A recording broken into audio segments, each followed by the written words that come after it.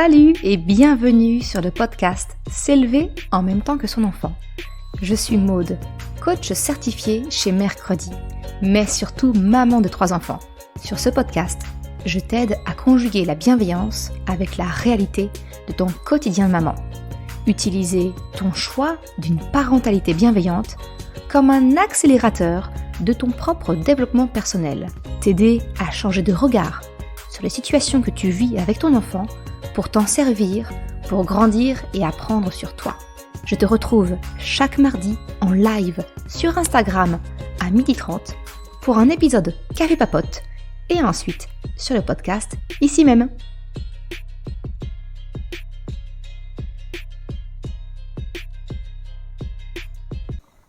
Salut. Alors on est parti pour notre rendez-vous hebdomadaire. J'attends de laisser le temps que tout le monde puisse se connecter. Super, donc ça a l'air d'être parti. Bonjour. Alors aujourd'hui c'est un café papote comme on fait toutes les semaines. La semaine dernière, exceptionnellement, il n'y en avait pas eu. Tu le vois à ma tête, je suis un peu fatiguée. J'ai subi une petite intervention chirurgicale la semaine dernière, donc je suis encore un peu en convalescence. Mais j'honore notre rendez-vous pour ce 6e café papote. Et le sujet d'aujourd'hui, on va parler de quand, tu sais, ton enfant se transforme comme un disque rayé qui répète à l'infini ces questions. Et pourquoi?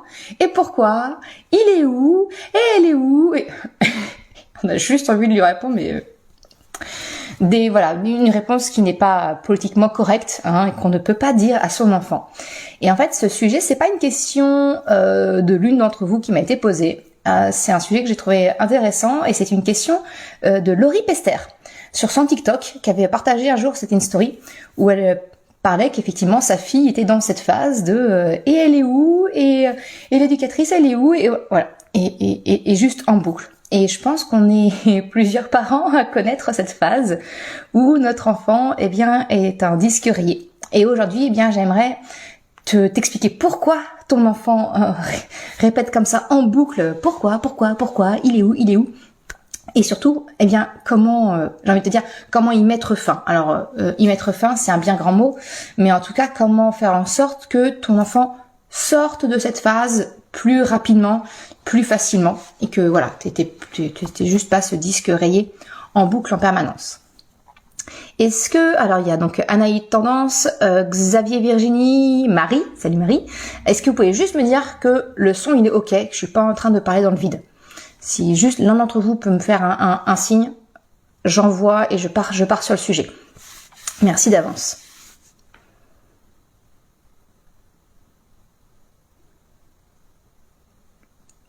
Salut maman en chemin. Alors je suppose que le son est bon. Donc on va faire comme si le son était bon et que je parlais pas dans le vide.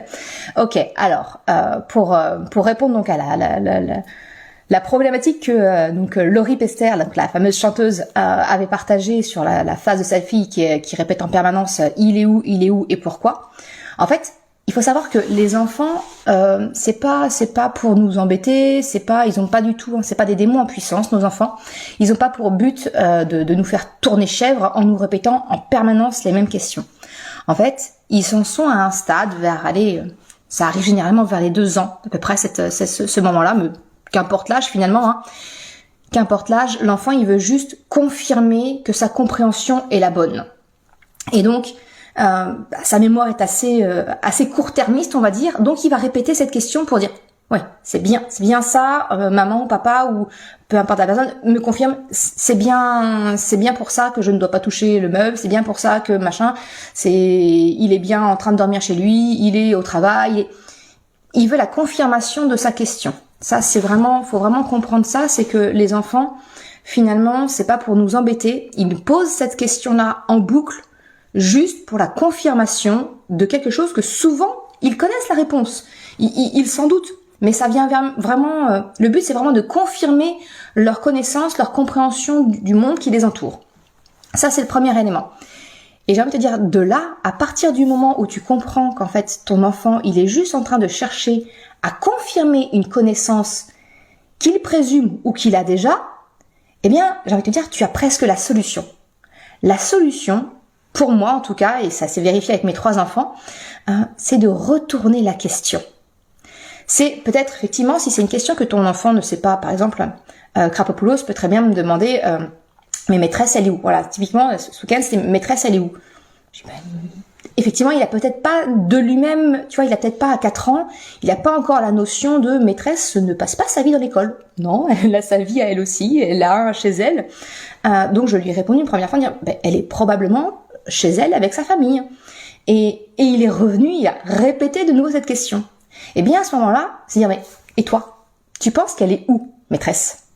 Alors, plusieurs solutions vont s'offrir à lui. Soit il va effectivement confirmer la connaissance qu'il a.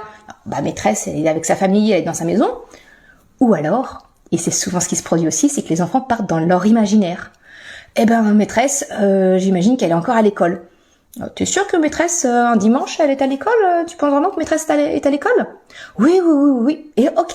On rentre dans le jeu, c'est son imaginaire et on y va. En gros, vraiment la clé, c'est de retourner la question à ton enfant. Parce que déjà, tu vas mettre fin au processus où il va te répéter en permanence « il est où, pourquoi et pourquoi ?» D'accord? Tu vas mettre fin à ça et tu vas pour autant répondre à son besoin de confirmation. Parce que en fonction de ce qu'il va te dire, mais ta réaction va te dire « ok, c'est réaliste, c'est ça ». Et oui, effectivement, tu as bien compris que maîtresse, elle est avec sa famille dans sa maison. Ou la partie imaginaire dit « ah ouais, tu crois que maîtresse, elle est à l'école, qu'elle dort, qu'elle a son petit lit à l'école et qu'elle dort. » Tu vois, tu vas vraiment, en passant par la question, tu vas permettre à ton enfant de confirmer ce qu'il sait ou, de jouer et de partir dans son imaginaire. Et c'est ok. Le grand classique que j'ai, moi, à la maison, donc, comme je le disais, forcément, Chocapic et Choupinette, à 9 ans et demi et 7 ans, sont pas trop dans ce délire-là, de répéter la question du pourquoi et du léou. Mais alors, Krapopoulos, à 4 ans, il est encore dans cette phase-là. Et notamment, mon mari est très régulièrement en déplacement en milieu de semaine, comme ça. Et ça, mes enfants ont vraiment du mal avec l'absence de leur père, notamment le soir. Et souvent, Krapopoulos, au moment de s'endormir le mardi soir, il a vraiment du mal à lâcher, parce que papa n'est pas là, que je suis toute seule, donc il faut que je fasse le coucher de tout le monde, toute seule. Et il me répète en permanence, mais il est où, papa? Alors qu'il le sait pertinemment, ça fait 4 ans que son père est en déplacement les mardis et mercredis, il le sait pertinemment. Juste le fait de lui retourner la question, dire mais toi, tu penses qu'il est où, papa? Ça permet de le libérer de quelque chose, parce que soit il va effectivement confirmer sa connaissance que papa est chez le client, il a dû se déplacer chez un client qui avait besoin d'aide, c'est ce qu'on lui explique finalement, soit il va me révéler finalement ses craintes. Papa, il est pas à la maison, il est pas avec nous. Une fois, il m'a dit, parce que papa, il était fâché. Ils se sont fâchés entre Krapopoulos et mon mari. Il y a eu une tension.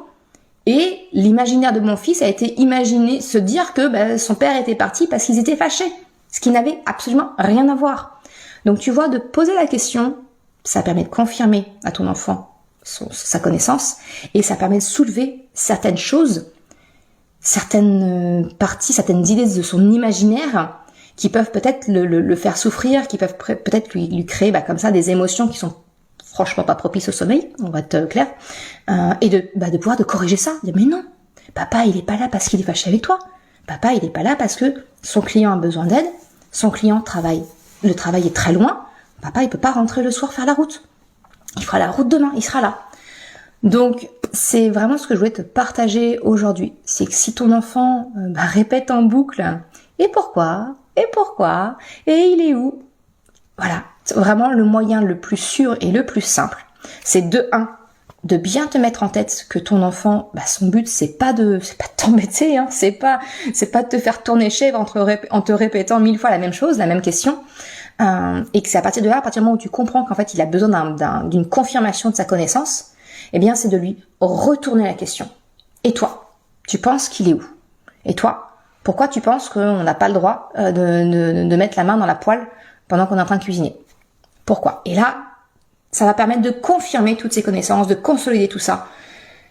Et c'est comme ça que ton enfant, il apprend finalement.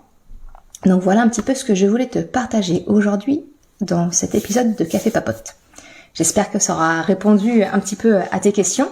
Alors, si tu en as, j'ai envie de te dire, c'est maintenant. Je vais faire un petit tour sur le chat s'il y a des questions. Sinon, j'en profite pour te rappeler rapidement que le principe d'un Café Papote, c'est comme ça. C'est un live le mardi midi où on se retrouve pour une question que tu m'as posée.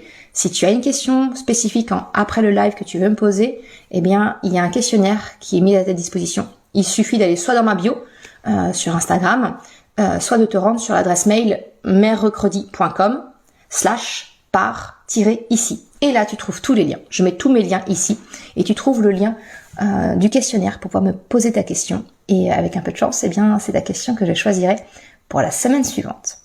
Allez, je prends le temps maintenant. Je viens vous voir dans le chat. C'est cool, vous êtes au rendez-vous. Super. Alors, je suis encore pas très douée avec à faire deux choses en même temps. Tu m'excuses. Ok, écoute, ça a l'air d'être clair ce que je t'ai partagé aujourd'hui. Donc c'était le petit épisode d'aujourd'hui. Alors pour la semaine prochaine, c'est pas une question d'une maman à laquelle je vais répondre, c'est plutôt une problématique à laquelle j'ai fait face. Tu sais, alors regarde ma tête, plus que nature, pas maquillée. Ça c'est moi au naturel. Il y a quelques années de cela, il m'était inconcevable de ne pas être maquillée. Si j'articule, ça se passe beaucoup mieux.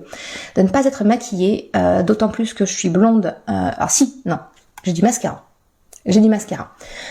Mais il y a quelques années, c'était inconcevable pour moi de ne pas du tout en mettre. Je suis blonde, mais genre blonde cendrée possible.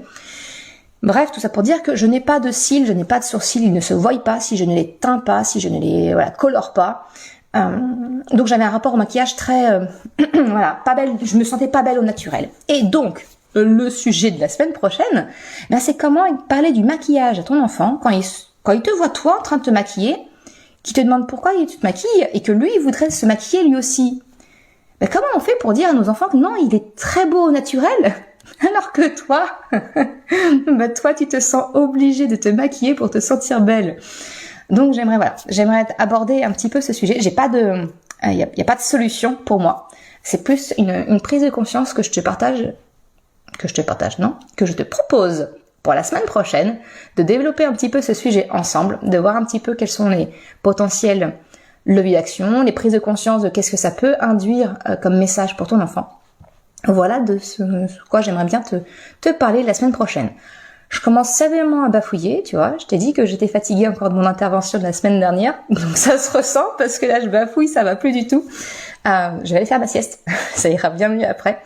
En tout cas, merci beaucoup pour ce live aujourd'hui. Et donc je te donne rendez-vous mardi prochain pour le prochain Café Papote. Je te rappelle que tous les jours sur le podcast, tu as un épisode bonus pour clôturer cette saison de podcast avec des petites prises de conscience. Vraiment des épisodes hyper courts, genre 5 minutes à tout casser.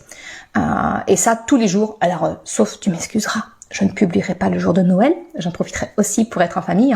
Mais voilà, tout le mois de décembre, un petit épisode bonus où tu trouveras des petites prises de conscience, des petits exercices de coaching pour t'aider à faire le bilan de ton année et puis mettre des premiers pas en action pour l'année 2023. Voilà. Sur ce, je te souhaite une excellente après-midi et je te donne rendez-vous à très bientôt. Ciao! Je te remercie d'avoir écouté cet épisode Café Papote. Si tu désires, toi aussi, me poser ta question pour le sujet de la semaine prochaine, ou alors me soumettre une idée de sujet peut-être, eh bien tu trouveras en description de cet épisode le lien du questionnaire pour me faire part de ta question ou de ta suggestion. Si tu as aimé l'épisode, s'il t'a été utile, je t'invite à le partager, à en parler autour de toi. Ou, si le cœur t'en dit, de me laisser une note de 5 étoiles ou un commentaire sur ta plateforme d'écoute préférée. C'est le meilleur moyen et gratuit de m'aider à faire connaître le podcast et de m'encourager. Un grand merci à toutes celles et ceux qui prennent le temps de le faire. Je te souhaite une excellente journée, après-midi, soirée, quel que soit le moment où tu écoutes, et je te dis à la semaine prochaine pour un nouvel épisode. Ciao!